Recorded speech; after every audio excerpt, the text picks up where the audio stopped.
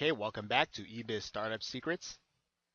In this video, now we have already established our social media connections. Now we're ready to start promoting our content to our social media connections.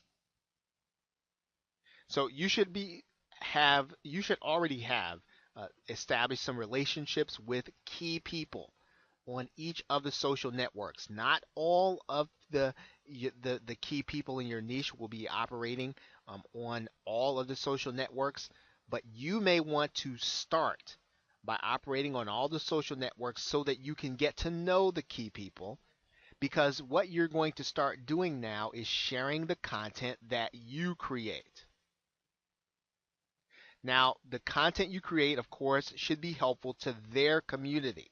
So by getting to know them, commenting on their content, you'll already know what their community finds helpful. And that is what you are going to want to start sending and sharing with them so that they can share it with their community.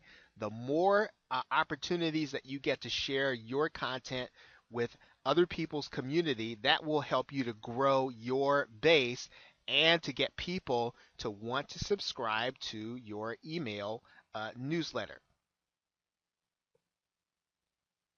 Now, you'll want to share your content across all of the social media platforms because, again, not all of the people or the important people in your niche are going to be on one social network. They might be spread across several. And so, as you're just getting started, you want to make sure you're sharing on all of the social media platforms. Now, you want to make sure that all of your content, whether it's articles that you've written, videos that you've shot, or audios or audio podcasts, regardless of where you share it on social media, make sure that this content is actually on your site, so that as people opt in, they get a chance to see all of the content that maybe they didn't see before they opted into your list. So again, make sure that all of your content, right, is on your own personal blog.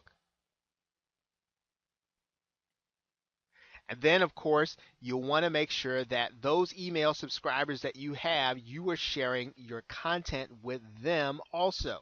So make sure that they get an email of the content that you're creating pretty much on a regular basis. Again, remember, you're establishing a relationship with the people who are on your email list. Now, you want to ask both your email subscribers and the people that you're connected with in social media to share your content. That should be part of your call to action. So you want to make sure that you're asking people in the video or in the article, ask them to share it with their friends. Ask them to share it with people that they value. Ask them to share it with people with whom they really have good, close or business relationships with. You want your content to be that good and that crucial that they'll feel like they want to share it with other people.